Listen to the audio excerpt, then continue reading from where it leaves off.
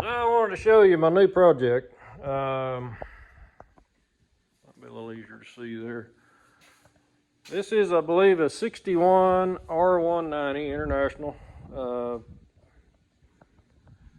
This truck belonged to my dad. He bought it with a lowboy trailer. We used it some on the farm when we moved a dozer once in a while with it. But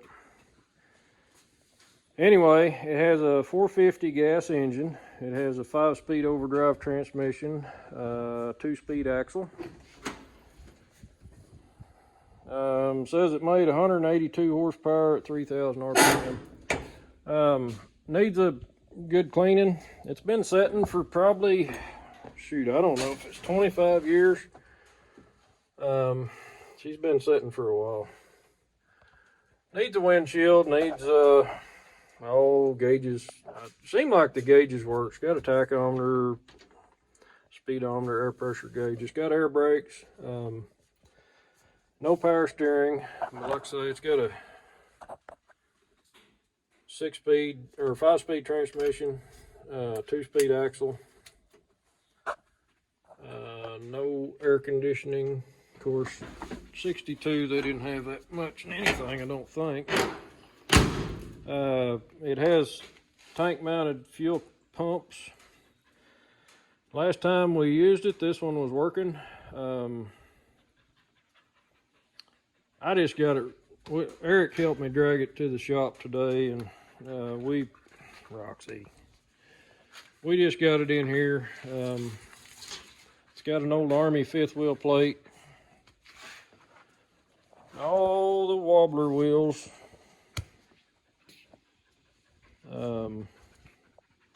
All in all, it's in pretty good shape. It's got a little rust on it. I think my fuel tank's rusted out on that side. That was the one we were using. This one we never used, but nice thing about them, they got a big hand hole. Doggy. They got a nice big hand hole. You can wash them out. So we'll probably try to clean it out. A little bit of rust on the cab, not bad for this age truck. Running boards are in pretty good shape. Got a few dents. Anyway, like I say, I need to probably drag it back out the door and clean it up. But I'm afraid the engine may be stuck, which is kind of sad because this truck we were using it. My dad was using it to haul hay, and we also, like I say, used it every now and then, drag a lowboy and a trailer, or a dozer. It was not the fastest thing around, but it would get you there. Anyway, I'm hoping to get a few things going with it. I don't know how much. Let me get the hood opened up here.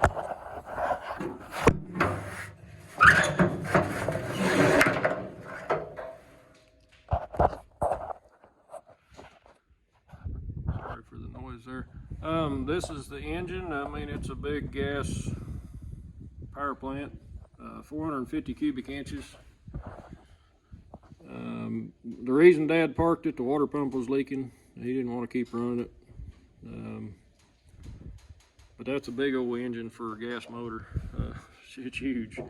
Anyway, hopefully it's not too bad to get it going. I know he was having some carburetor issues with it. It's a 2-barrel carburetor. I can't remember the name of it, but I'm pretty sure I can get parts for that pretty easy. Anyway, might be fun. So for the first day I've got it pumped in about that much. That was a full bottle of Marvel Mystery, and tried to equalize it out between all the cylinders just using a squirt gun. Anyway, pulled all the plugs, all 6. Number 6 looked like it was rusty. The rest of them look fairly clean and just like normal carbon. So I don't know if number 6 is actually the problem. I wish I would have washed it before I pulled it in the shop, and I might pull it back out and wash it anyway.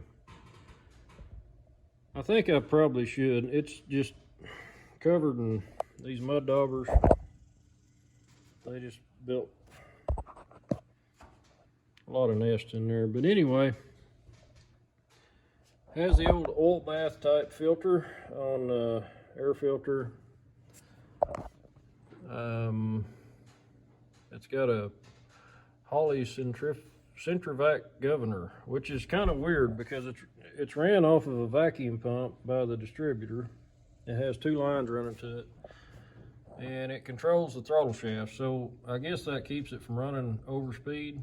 I don't know how that works, but I guess it worked in the day. I don't know if it'll work anymore. I don't know if it ever worked when we were using it, but we hardly ever hit 3,000 RPM with it anyway.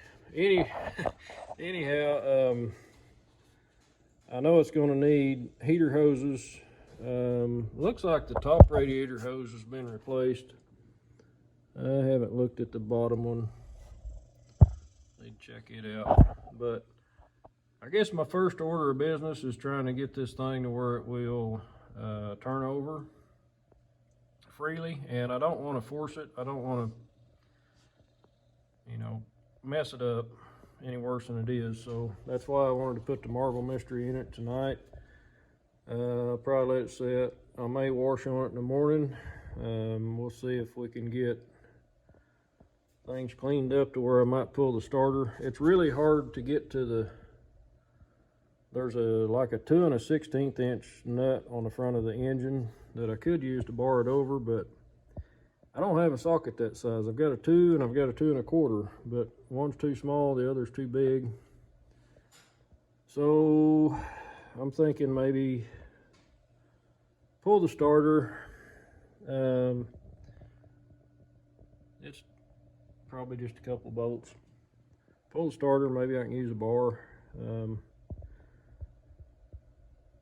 And I'm trying to figure out the fuel pump deal. I'm gonna maybe look at that next. So I got the screws out of the fuel pump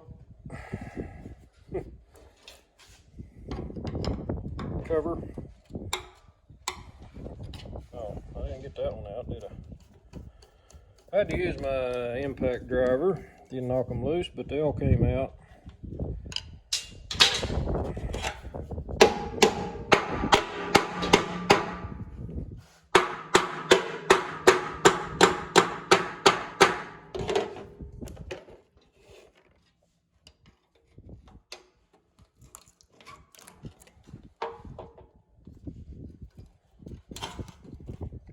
To show you what's in one of these. I just tore the gasket. Well, let me get it out of here. Okay, so this is the fuel pump setup they use on the International R-190s back in 1962. This line goes to this fitting.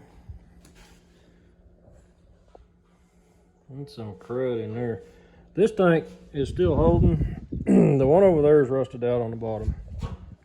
So I'm gonna pull this pump apart, see if maybe there's a replacement available for them.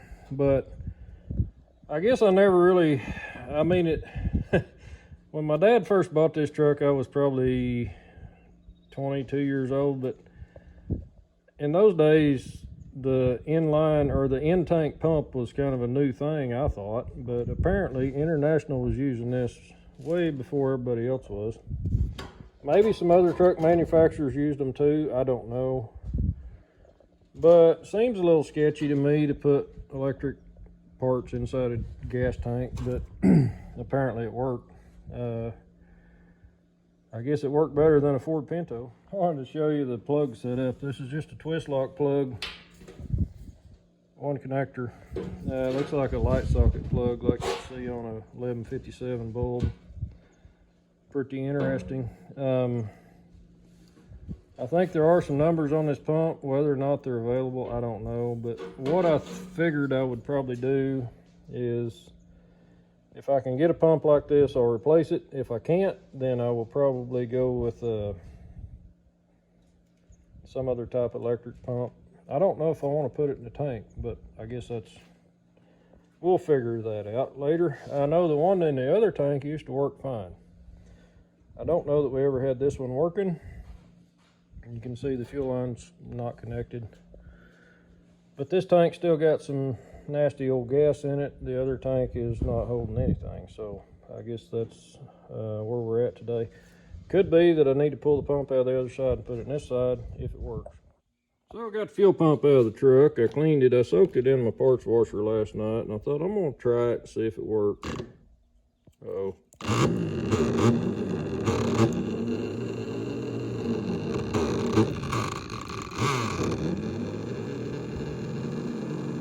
It runs.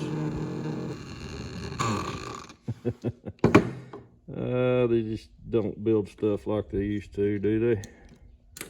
I don't know how long this pump would last. This is actually, I've got a part number for it. I found one on eBay. They want 200 bucks for it. I don't know if I want to, I don't know why an inline pump wouldn't put out enough, because this doesn't need high pressure. It's just a carburetor with a float, so it might need a lot of volume to feed that big old hog, but yeah, this thing, she just fires up and runs. I bet it'll pump gas. It needs a little more cleaning. Well, that gasoline is just horrible. The old stuff was better than the new stuff. That new stuff just, you can't let nothing sit. Anyway, just thought I'd give you a little update. I used my Milwaukee, I put a fuse on it for safety. But these make pretty neat little testing, just for 12 volt stuff. Anyway, still need to drain the tank. I can't get the plug out of the bottom of it. It's stuck. So I may have to pull the tank off and I guess pressure wash it out. I don't know. Anyway. Okay, so pulled a drain plug on the engine and we're getting oil, and I got some antifreeze. I think we're down to just engine oil now, but that didn't look good. So we probably got a problem with saying either a head gasket or a cracked head. That's sad. Dadgummit. But we'll figure something out. Okay, messing with the old truck. Got all the plugs out. I put the Marvel mystery oil. I didn't probably put enough in it to do any good, but I got a battery in it. It's set for 3 days since I put the stuff in there. Anyway, we're gonna see if she can turn.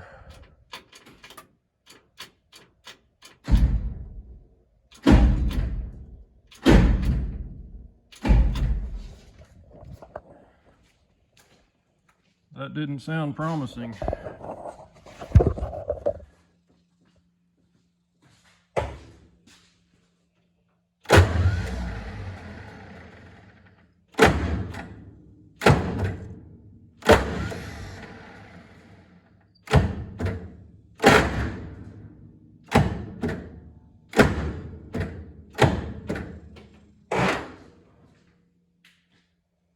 Not good. She's stuck. Well, I got the air cleaner bowl off. It's a little over full. Well, I might see what was in here.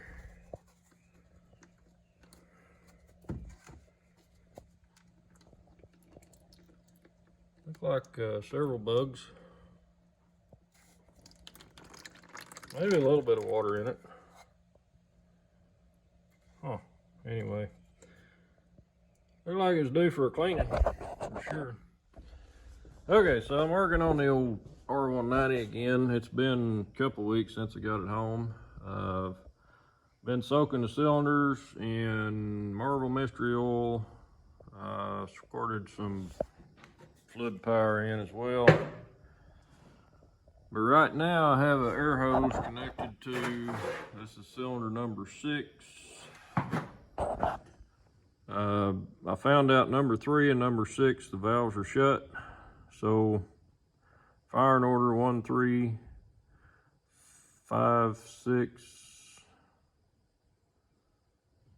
2, 4 is the firing order, I believe. 1, 5, 3, 6.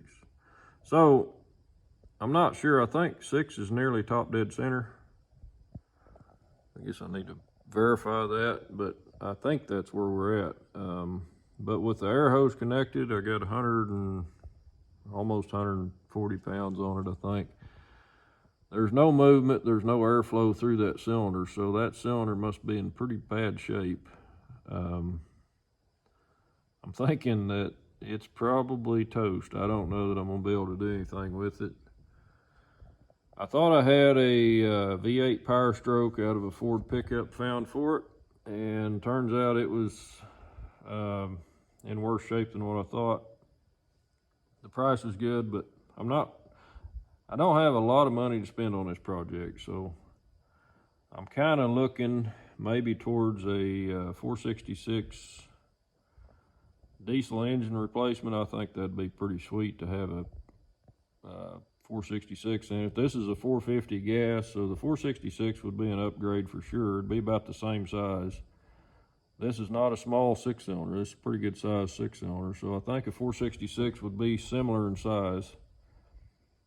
Maybe a little bit heavier and that kind of stuff, but anyway, that's where I'm at today with it. I might, I'm not sure. I've got about a half a mind to put the hydraulic porta power on that 1-cylinder and maybe get it up to, I don't know, it might just break something. But I've been trying to turn it on the front. I've got a socket on the front of the crankshaft. I've been trying to turn it and I'm not getting anywhere. I'm about half afraid to have my wrench on there with the air pressure on it. If it did break loose, it would probably would hurt.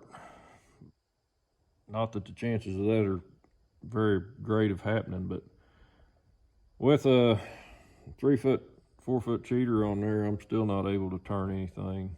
I've tried turning. I've got it in overdrive. I've got the transmission is in overdrive.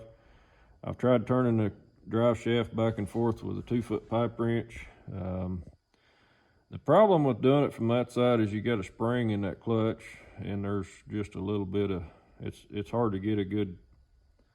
They've got a spring dampener in them, so you're not really getting a consistent hard push. I pulled the starter and I've tried using, actually I thought this thing was moving a little bit, but I don't think it was. I think whenever I'd hit the starter, it would actually kind of bounce the fan, and for some reason it made it look like the fan was moving, but I'm just about convinced it can't have been moving. Couldn't have been moving. If it did, it was very small. So, you know, like I say, I've been letting it soak. Finally got a nice cool day. We got some rain today. It's been 106, 108 outside. Today is 75, so it feels pretty good. Nice day to get something done, I thought. But like I said, even with the socket and the air pressure, and I don't know if I'm on compression, I'm on top dead center. If I'm at top dead center, the air pressure is probably not going to help. I did put it on cylinder number 3, and the valves are shut on 3 as well. So it's most likely 3 was on the downstroke on the power stroke, and 6 was coming to the top of the power stroke. So it's probably not quite top dead center is what I'm thinking. It's probably going to pull it the other direction, but it's close to top. When I put the hose on number 3, I could hear air flowing through the crankcase. So air is getting past the rings on that one, but like I say, number 6, there's nothing getting past anything, which is a bad sign because the rings should have a little bit of give. They should leak. So that means that cylinder is probably completely I'm gonna say it's probably just outside of pulling the head off of it and going in that direction. This is kind of sad because this truck ran. I think Dad was still using it in 2005 or 6. So when he parked it, the water pump was leaking. Now it could have. We're kind of thinking now it could have had a head gasket problem, and I did find antifreeze in the oil. So this is probably going to get put back out in the pasture. I am going to fill the cylinders up with something just to let it set, and probably what I'm going to do is start looking for a engine. And you know, an old bus that had a 466 engine in it would be an ideal candidate for something like this, because I'm not a real big fan of automatic transmissions, but it might be kind of cool to put a... Okay, so now I've got the hose going into the cylinder. I've got to verify or explain that, I've got a spark plug adapter off of a compression tester, and I've got it teed into a gauge. And I got the porta power set up here. It's a 500 PSI gauge, so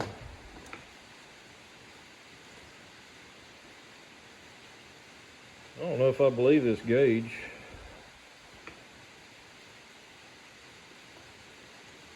Might be right. Looks like I got a leak right here. Well, I may have to fix that first. But my thought was, if I could get about 500 or 600 PSI on it, it might actually move. I could be wrong. Okay, I hate to put too much pressure on it.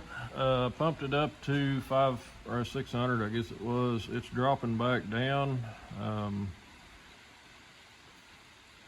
The problem could be that we're sitting right at top dead center. That would not be ideal for doing what I'm doing, but the thing is, I'm getting lubrication oil into that cylinder, and it's losing it somewhere. Don't know if it's running down the side of the block or if it's got a head gasket problem, head crack. It may be going into the cooling system,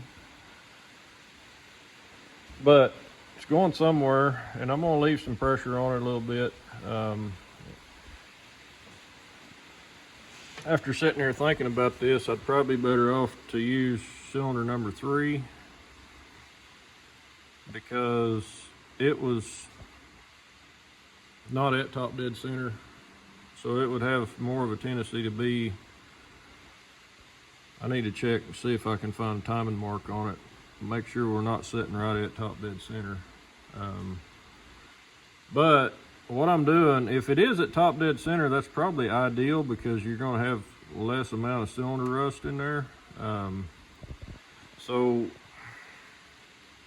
Or the least amount of cylinder rust, unless it's rusted down under. I don't know, it's hard to tell. It's probably a mess. I really don't want to pull the head off, but I know if it's valves are shut on 3, valves are shut on 6. I believe the rest of them are open. So I know 5 is 1, 5, 3, 6, 2, 4. 2's open, 3's open. When I blow air into those cylinders, it just goes through the exhaust or the intake. So you can't do anything there. Like I say, it's slowly leaking down. I had 600 PSI on it. Now we're down under 400, which is fine. I don't want to overdo this. I think we're probably pushing the limit right there at 600 PSI. I don't know what the combustion pressures are normally at, but probably less than that. So my thinking is, let it set like this, pump it up a few times to 500 PSI. I don't think it's going to hurt anything. If we can figure out if it's sitting at top dead center, that'll kind of give us a better idea what we got going on. If I put it on number 3, we may be down toward the end of the stroke on 3. That's going to require a lot of oil, so I probably need to go ahead and fill the cylinder up with oil before I hook the hose and the pump up to it. Thoughts even crossed my mind, maybe I should use grease. I don't know. Funny story, me and my dad and nephew Eric, he was just a little kid, I don't know, 7 or 8. It was a long time ago, about 30 years ago, I guess, 25, 30 years ago. My brother had bought a big Caterpillar scraper. It was a 930M tractor that had a scraper pan on the back, and 1693 cat motor. Motors froze up, but we were determined to get it running. My dad did a bunch of work on the pony motor. We might have even pulled it off and brought it home, work on it, and then took it back. We could never get it to turn over, but I actually built an injector, a clone of an injector, and we found the cylinder it was stuck on, and we used a grease gun, and we pumped that cylinder up with grease until it broke loose. We actually got that thing running. It had a cracked head, but we got it running. We started to drive it home. It made it about 7 miles before the transmission just went to slipping. Couldn't go no more, and we had to call a wrecker to come pull it home. But anyway, that's kind of where we come up with the idea on how to unstick an engine. He actually used his do-easy bed. He's got a hydraulic bell bed. And after we got it broke loose, I think we put it in one of the other cylinders, and he hit that control on that bed, and it shot grease out of there about 100 and some feet high. And but anyway, that's one way to do things. Maybe not the best, but you can see it's still not just leaking down fast. It's only at 300 psi, so I may go ahead and crank her back up to 6 for a minute, and I keep waiting for something to like crack or pop or make a noise, but so far nothing. Anyway, okay, so been sitting here about 30 minutes, and we still got 250, 275 psi on the number 6 cylinder. So I'm going to move the hose to the number 3. I've actually used a funnel and filled it up with automatic transmission fluid, and we're going to move the pump to that cylinder, and we'll see if we get it moved. So that was a bust. All I did was just pumped all the oil out of the porta power, and it's going past the rings into the pan. So did it move? I don't believe so. I didn't hear anything move. Going by my marks, nothing moved. So it's just looking kind of sad at the moment. But anyway, probably gonna go ahead and, I don't know, probably need to put the starter back in it, put the plugs back in it, and get it out of my shop, because at the moment I don't really have any intentions of tearing it down until I figure out I've got an engine for it. So that's where we're at today. Well, call me crazy, but here we go.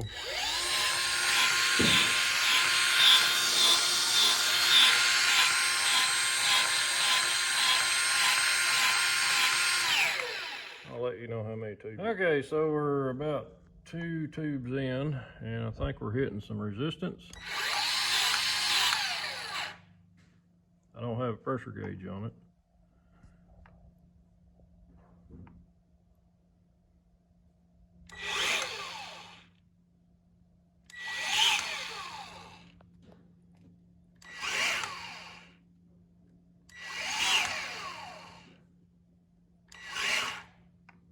Yeah, we're hitting some resistance for sure.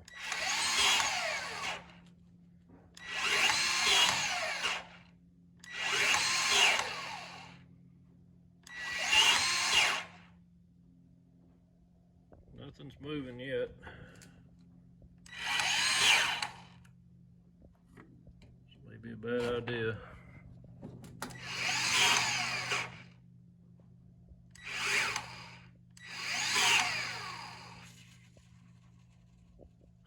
It's squeezing some more into the crankcase, I think.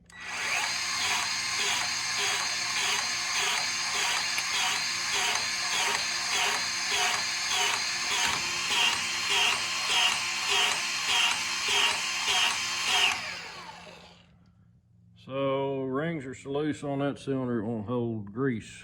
So I thought maybe grease would have a better chance than oil. Okay, so I ended up pulling the rocker shaft out. I think all the valves shut. They seem to seal decent. I've pumped hydraulic oil in the first two, or transmission fluid. I haven't done 4, 5, but all the other 3 have been pressurized as much as I could. 3 is still full of grease. So far, nothing has moved. It's stuck. So, am I giving up? I don't know. I might let it sit a couple days. Might get back to it at some point.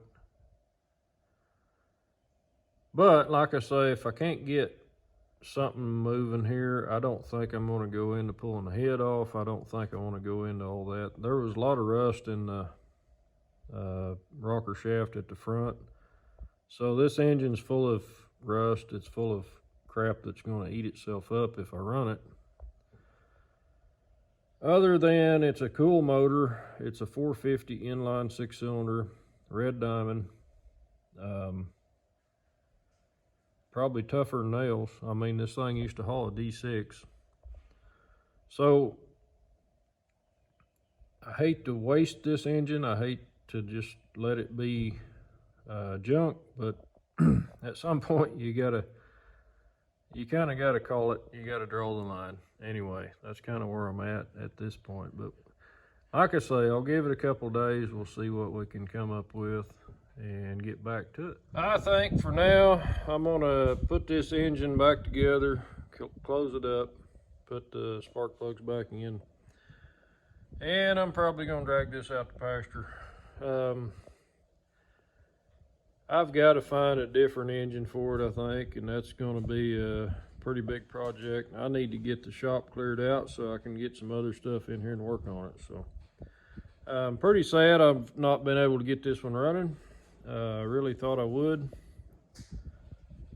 And maybe at some point I'll come back to it and try it again. I don't know, but I'm thinking probably need a 466 or possibly a Power Stroke 7.3, something like that, 444 IH motor. I think that'd be kind of neat. The 466 would probably be a lot less trouble to deal with, but finding a good one, that's going to be my problem probably, that I can afford.